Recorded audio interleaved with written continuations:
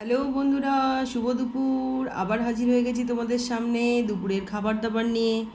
তো বন্ধুরা, আজকের দুপুরের মেনুতে কি কি আছে চলো দেখে নেওয়া যাক। দেখো, দেখতে পাচ্ছ এখানে রয়েছে ভাত, ভাতের উপরে আছে লেবু, একটা কাঁচা লঙ্কা, আর এখানে আছে দেখো, এটা একদম হালকা রান্না বন্ধুরা, গরম, দেখেছো ধোঁয়া উঠছে এখনও।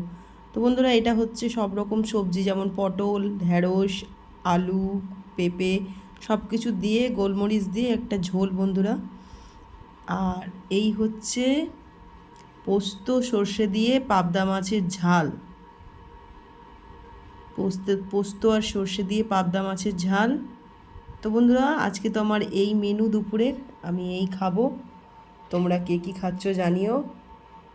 আর ভিডিওটা যদি ভালো লাগে তা অবশ্যই অবশ্যই লাইক কমেন্ট করে সাবস্ক্রাইব করে পাশে থেকো। টাটা।